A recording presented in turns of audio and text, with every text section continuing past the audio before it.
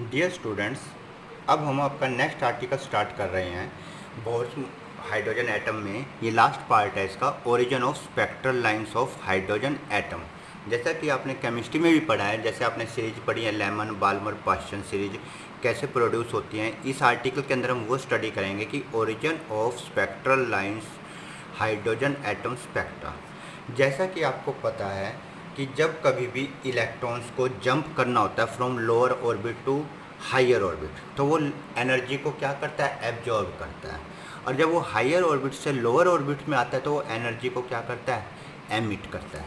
तो आपने देखा है, ये देखिए, usually most of the electrons are in ground state, but when they absorb energy, the electron jumps from lower energy level to high energy level after a small instant of time. वहाँ पर कुछ समय के लिए रुक कर, क्योंकि आपको पता है वो अनस्टेबल ऑर्बिट है, अनस्टेबल स्टेट है, they leaves their excited state by radiating energy and comes back to the ground state. जब वो लोअर ऑर्बिट से हायर ऑर्बिट्स में जाता है तो वो एनर्जी एब्जॉर्ब करके चले जाता है। और आप सबको पता है कुछ टाइम वहाँ रुकने के बाद वो उतनी ही एनर्जी को एमिट करके दोबारा कहाँ जाता है, ग्राउंड स्टेट पर आ जाता है, जैसा कि आप इस डायग्राम में भी देख रहे हैं। अब देखिए, ये एनर्जी एच न्यू एब्जॉर्ब करी थी और वो कहाँ चले गया, लोअर ऑर्बिट से हायर ऑर्बिट में। आप सबको पता है हायर ऑर्बिट की एनर्जी ज़्यादा होती है, लोअर की क्या होती है, कम होती है। तो अब देखिए एच न्यू इक्वल टू क्या हो गया, हायर माइनस लोअर। अब आपको ये वाला फॉर्मूला मैंने लास्ट टाइम ड्राइव किया था, एनर्जी ऑफ हाइड्रोजन ऑर्बिट्स। ये फॉर्मूला वहाँ पे किया था -2π² m k² z² e⁴ upon में n²। n क्या है, क्वांटम नंबर या number of orbits, h² Planck's constant.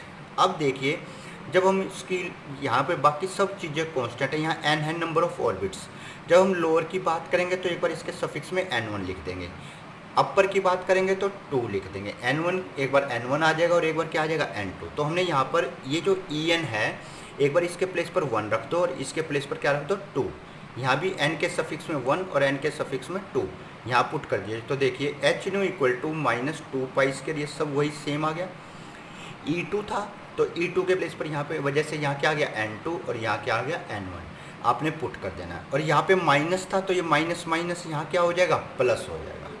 अब आप देखिए इस आर्टिकल के अंदर जो अब हम ये करेंगे, आप सबको दिखाई दे रहा है एच न्यू क्या होता है बेटा, c/λ इजिकल टू में ये प्लस वाला पहले ले लिया, माइनस वाला बाद में ले लिया। इसमें से जो जो चीज़ें कॉमन आएंगी वो बाहर ले लीजिए। ये कॉमन आ गया, अंदर क्या रह गया, 1 में n1² माइनस 1 में n2²। अब देखिए 1/λ, h नीचे आ गया, ये h था तो h3, c भी नीचे आ गया तो CH³ हो गया। तो क्या किया, 1/λ तो यहीं रहने दिया, इजिकल टू में 2π² k² z² m e⁴ upon में CH² क्यूब हो गया। स्क्वायर के प्लेस पर क्या हो गया, क्यूब, क्योंकि यहाँ से एक h डाउन आ गया, c नीचे आ गया राइट साइड में। बाकी एज इट इज 1/λ को बेटा न्यू बार बोलते हैं। न्यू बार ये एंटी न्यूट्रिनो का सिंबल होता है, वैसे तो न्यू होता है फ्रिक्वेंसी के लिए, और ये बार, इसको 1/λ को क्या सपोज कर लिया, न्यू बार। ठीक है, वियर न्यू बार किसके इक्वल है, ये लिखा भी हुआ है। न्यू बार इक्वल टू क्या, 1/λ wave number, that is number of waves completed in 8 length, in n length. अब आप देखिए जो ये पोर्शन आपको यहाँ दिखाई दे रहा है 2π² k² z² m e⁴ upon CH³। बेटा ये जो आर्टिकल आपका आया, ये इक्वेशन आपको याद रखने हैं न्यूमेरिकल्स के लिए, आगे अभी न्यूमेरिकल्स भी कराएंगे। ये जो पोर्शन आपको दिखाई दे रहा है, ये ब्रैकेट्स के जो बाहर है, इसको बोलते हैं r से शो करते हैं। ये कांस्टेंट है, देखो 2 भी कांस्टेंट, पाई भी कांस्टेंट, k भी कांस्टेंट, z भी, m भी, e भी, c भी वेलोसिटी ऑफ लाइट, और प्लैंक्स कांस्टेंट भी क्या रहता है, कांस्टेंट। ये r के इक्वल पुट करेंगे, और r होता है रेडबर्ग कांस्टेंट, साइंटिस्ट के नाम पर है। तो ये इक्वेशन बन जाएगी न्यू बार इक्वल टू, इसके प्लेस पर आ जाएगा कैपिटल R, ब्रैकेट्स में 1 में n1² माइनस 1 में n2²। तो बेटा इसको रेडबर्ग कांस्टेंट कहते हैं। इन सब की जब आप वैल्यू पुट कर देंगे इसमें A to Z, जितनी भी वैल्यू आपको पता है, mass of electron 1/4πε0, charge of electron, speed of light, Planck's constant की वैल्यू पुट करोगे तो आपके पास रेडबर्ग कांस्टेंट की वैल्यू याद रखना ऑब्जेक्टिव क्वेश्चन के लिए 1.097 इंटू में 10⁻7 पर मीटर हो जाएगी। अब देखिए उसमें सब कुछ छोड़ के सिर्फ जेड को कांस्टेंट नहीं माना, क्योंकि अलग अलग आइटम्स के लिए जेड की वैल्यू क्या होती है, अलग अलग होती है। तो न्यू बार इक्वल टू बाकी सब की जगह तो आर रख दीजिए, वहाँ से जेड स्क्वायर रहने दिया और 1/n1 का स्क्वायर माइनस 1/n2 का स्क्वायर। हाइड्रोजन एटम के लिए इसकी वैल्यू क्या आ जाएगी, जेड इक्वल टू 1 और न्यू बार इक्वल टू क्या हो गया आर, ब्रैकेट्स में 1/n1 का square minus 1/n2 square. It is called Rydberg formula. इसको क्या बोलते हैं, इस फॉर्मूले को रेडबर्ग फॉर्मूला भी कहते हैं। अब देखिए, अब आपने जो केमिस्ट्री में पढ़ा था वही चलेगा यहाँ पर। सबसे पहले हम बात करेंगे bore explanations of spectral lines of hydrogen atom. सबसे पहली सीरीज होती है बेटा लेमन, सेकंड बाल्मर, फिर आपकी थर्ड होती है पास्चन, फोर्थ होती है ब्रैकेट्स और फिफ्थ होती है, आपको यहाँ दिखाई दे रहा है पफंड, वो क्या होती है, पी फंड सीरीज। अब लेमन सीरीज में क्या होता है, ये सीरीज ऑब्जर्व होती है जब इलेक्ट्रॉन जंप करता है to the first orbit from any other orbit. Lyman series वो सीरीज है जिसमें इलेक्ट्रॉन जंप्स करके फर्स्ट ऑर्बिट में आएंगे अदर ऑर्बिट से। अदर का मतलब दूसरे ऑर्बिट से फर्स्ट पर आ जाए, थर्ड से फर्स्ट पर आ जाए, फोर्थ से फर्स्ट पर आ जाए, फिफ्थ से फर्स्ट पर आ जाए एंड सो ऑन। तो इस आर्टिकल के अंदर आपने याद रखना है जो फॉर्मूला अभी आपने ये ऊपर किया था, nu bar equal to R 1/n1 square minus 1/n2 square. n1 क्या है, लोएस्ट ऑर्बिट। तो इसके लिए लेमन के लिए लोएस्ट ऑर्बिट किस में आ रहे हैं, 1 में। तो आपको याद रखना है लेमन के केस में n1 की वैल्यू बेटा हमेशा क्या रहेगी, ये ऊपर चले गया थोड़ा, n1 की वैल्यू हमेशा क्या रहेगी, 1 फिक्स है। और दूसरे ऑर्बिट कौन से हो सकते हैं, सेकंड भी हो सकता है, थर्ड भी, फोर्थ भी, फिफ्थ भी एंड सो ऑन। यानी दूसरे से पहले में, तीसरे से पहले में, चौथे से पहले में, पांचवें से पहले। तो ये एक्सप्रेशन बेटा याद रखना, nu bar equal to R 1/n1 के प्लेस पर 1 का square minus 1/n2 square. n2 यहाँ पर 2, 3, 4, 5 कुछ भी पुट कर सकते हो जो अकॉर्डिंग टू न्यूमेरिकल्स। और बेटा ये जो सीरीज होती है ये ऑब्जेक्टिव याद रखना, this series lies in ultra violet region. किसमें लाई करती है, अल्ट्रा वायलेट रीजन में। अब सेकंड सीरीज होती है बाल्मर। अब बाल्मर में क्या है, जितने भी इलेक्ट्रॉन्स होंगे वो जंप करेंगे सेकंड ऑर्बिट में आएंगे, अब पहले में नहीं जाएंगे। बाल्मर सीरीज के अंदर कभी भी फर्स्ट ऑर्बिट में नहीं जाएंगे, किस में आएंगे, सेकंड में। तो this series is observe when electron jumps करके किस में आ जाए, सेकंड ऑर्बिट में फ्रॉम एनी अदर ऑर्बिट। तो बेटा फर्स्ट में नहीं जाएंगे, दूसरे में जाएंगे, तीसरे से दूसरे में आ सकते हैं, दूसरे से दूसरे का तो कोई मतलब ही नहीं है, तीसरे से दूसरे में, चौथे से दूसरे में, पांचवें से दूसरे में एंड सो ऑन। तो आपका ये जो फॉर्मूला होगा बाल्मर सीरीज का क्या बन जाएगा, nu bar equal to R 1/2 का square minus 1/n2 square. n2 यहाँ कहाँ से कहाँ लाई करेगा, 3 से 4, 5 एंड सो ऑन। उसमें बाल्मर के पहले लेमन में क्या था, n2 2, 3, 4, 5। और ये सीरीज जो लाई करती है बेटा, ये किस में लाई करती है, विजिबल रीजन में। किस में लाई करेगी, ये विजिबल रीजन में। इसी तरीके से आपने ये नोट्स में पढ़ना है, बिल्कुल ईजी है। अब आप देख रहे हैं पास्चन सीरीज। पास्चन सीरीज में क्या है, इलेक्ट्रॉन्स जंप करेंगे, तीसरे ऑर्बिट में आएंगे, चौथे से तीसरे में, पांचवें से तीसरे में, छठे से तीसरे में। यानी n1 की वैल्यू इस केस में क्या हो जाएगी, 3 और n2 क्या हो जाएगा, 4, 5, 6 एंड सो। तो बेटा इसमें कोई दिक्कत नहीं है, वही है nu bar equal to R 1/n1 के प्लेस पर अब यहाँ क्या आ गया, 3 का स्क्वायर माइनस 1/n2 का स्क्वायर। n2 कहाँ से कहाँ जाएगा, 4, 5, 6 एंड सो। अब आप समझ चुके हो ये सीरीज किस में होती है, इंफ्रारेड रीजन में होती है। शुरू वाली लेमन किस में थी, अल्ट्रा वायलेट में, बाल्मर किस में थी, विजिबल में, और पास्चन किस में, इंफ्रारेड रीजन में। अब आपको आगे वाली खुद पढ़ के देखनी है। आगे वाली में सबसे पहली सीरीज चौथी सीरीज कौन सी है, fourth, Brackett series. This series is observe when an electron jumps to the fourth orbit. किस में आ जाए, चौथे में आए, पाँचवें से, छठे से, तीसरे से तो चौथे में नहीं, किसमें बात करेंगे, फिफ्थ से फोर्थ में, सिक्स से फोर्थ में, सेवन से फोर्थ में एंड सोन। तो यहाँ पर ये इस तरह से लिख देना। ये भी सीरीज इंफ्रारेड रीजन में लाई करती है। पफंड में क्या होगा, पांचवें ऑर्बिट में आएंगे, छठे से, सातवें से, आठवें में। ये आप खुद पढ़ के देखना, बिल्कुल क्लियर हो जाएगा। तो आपको this series is also lie in infrared region. अच्छा, what kind of spectrum is produced by atoms, what kind of spectrum is produced by atoms. ये अब आपको मैं आर्टिकल कराता हूँ बुक के अकॉर्डिंग इसके अंदर। तो अब आपको देखिए ये जो आर्टिकल था यहाँ पर हम आपको दिखा रहे हैं व्हाट काइंड ऑफ स्पेक्ट्रम, ये आपको नेक्स्ट वीडियो में दिखाते हैं। इसी में अब हम जो ये नेक्स्ट आर्टिकल आपको दिखाई दे रहा है, ये आर्टिकल स्टार्ट करेंगे energy level diagram. Lyman Balmer series के बाद ये नेक्स्ट आर्टिकल है एनर्जी लेवल डायग्राम। अब आपने देखा था लेमन के अंदर फर्स्ट ऑर्बिट में आते हैं, बाल्मर में सेकंड में, एंड सोन। तो उनसे जो लाइंस बनेंगी, रेज बनेंगी, उनको जो हम डायग्राम में रिप्रेजेंट करते हैं उसमें बोलते हैं एनर्जी लेवल डायग्राम। पहले आपको इसके बारे में समझा देते हैं, फिर डायग्राम दिखाते हैं। आपने पढ़ा था एनर्जी का फॉर्मूला ये आया था -2π² m⁻⁴ अपॉन में n²h²। बेटा जब आप सारी वैल्यूज पुट कर दोगे, हाइड्रोजन एटम के लिए Z की वैल्यू 1 रख चुके हैं हम, ये हाइड्रोजन एटम के लिए कर रहे हैं। आप देख भी रहे हैं total energy of electron in nth orbit of hydrogen atom. तो यहाँ पर पहले Z आया था, फॉर्मूला देखिएगा, Z के प्लेस पर 1 रख दिया। अब इन सब की वैल्यू रख दी, मास ऑफ इलेक्ट्रॉन K की वैल्यू 1/4πε0, चार्ज ऑफ इलेक्ट्रॉन और H प्लैंक्स कांस्टेंट। तो ये फॉर्मूला इस तरह से आ जाएगा -13.6 अपॉन में n² इलेक्ट्रॉन वोल्ट। आप सबको पता है इलेक्ट्रॉन वोल्ट क्या होता है, 1.6 इंटू में 10⁻⁻19 जूल। अब यहाँ पर आप बेटा वैल्यू पुट कर दीजिए n की 1, 2, 3 एंड सो ऑन। तो E1 की वैल्यू जैसे अब आप देखेंगे अलग अलग ऑर्बिट की वैल्यू रखी हुई है हमने, आपको ये सारी की सारी खुद निकाल भी देख सकते हो। E1 n के प्लेस पर 1 रख दीजिए तो कितनी आ गई -13.6। E2 क्या हो गया -13.6 अपॉन 2 स्क्वायर -3.4। E3 की भी ऐसे निकाल लेंगे, E4, E5, E6, E7। अब आप देख रहे हो कि माइनस वाली वैल्यू धीरे धीरे घट रही है, डिक्रीज हो रही है। तो ये क्या बन रहा है, पॉजिटिव बन रहा है। आप सबको पता है माइनस जितना इंक्रीज होगा वो उतना मोर नेगेटिव होगा। अब देखिए जैसे जैसे ऑर्बिट्स की संख्या बढ़ती जा रही है, E2, E3 वगैरह ये बढ़ती जा रही है, घटती जा रही है। तो घटने का मतलब क्या, माइनस कम हो रहा है। तो माइनस कम होने का मतलब क्या है, एनर्जी डिक्रीज हो रही है नेगेटिव की फॉर्म में। नेगेटिव डिक्रीज होता है तो एनर्जी क्या बनती है, मोर पॉजिटिव। तो -0.28 is more positive as compare to -13.6 electron volt, याद रखना।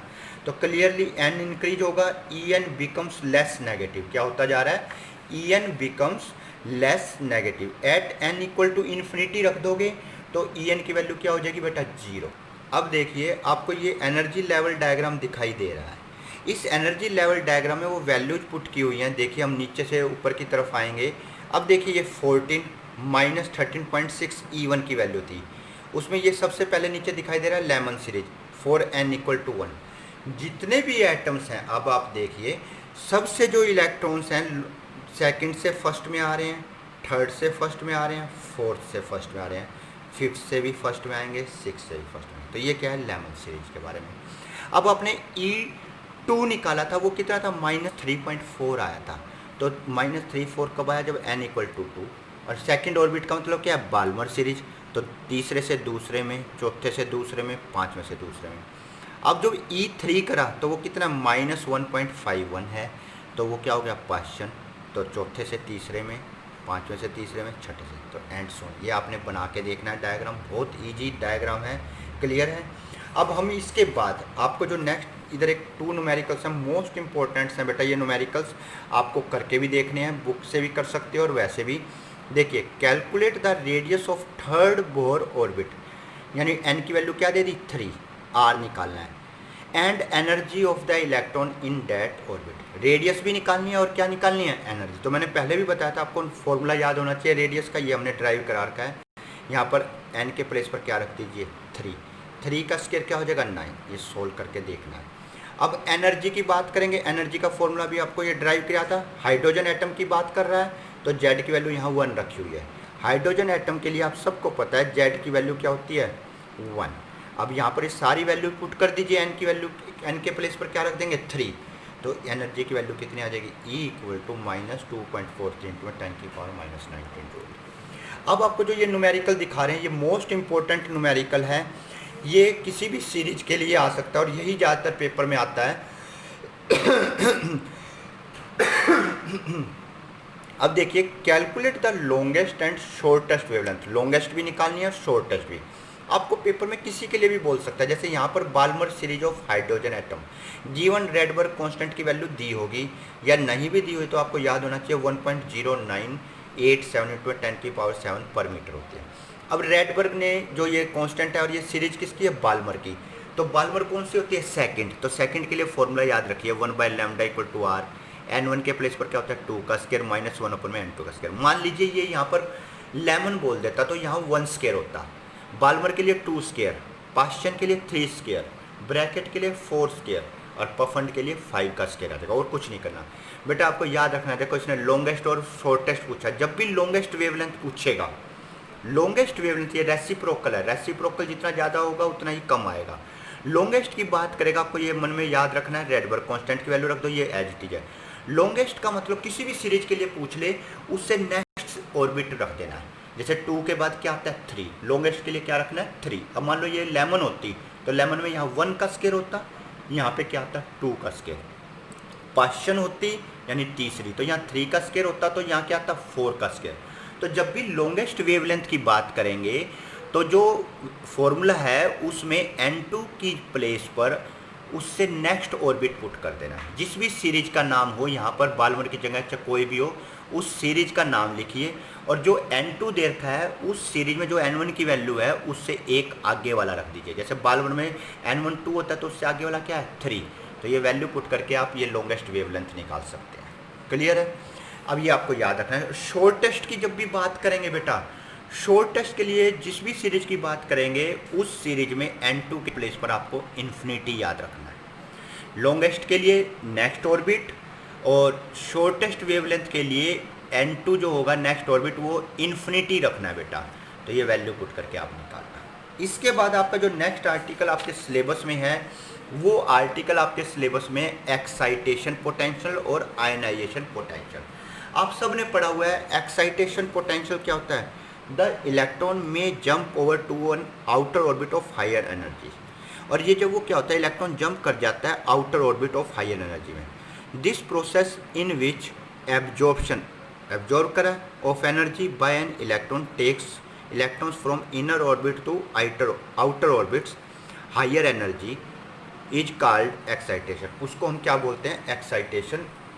अब देखिए जैसे E1 माइनस 13.6, E2 E3 आपने निकाला था। एक्साइटेशन क्या होता है, लोअर से हायर, तो दूसरे में जाता है पहले से, तो दूसरे में से पहले वाली माइनस कर दीजिए। तो E इक्वल टू 2 में जाता है तो E2 माइनस E1 करके निकाल लेना।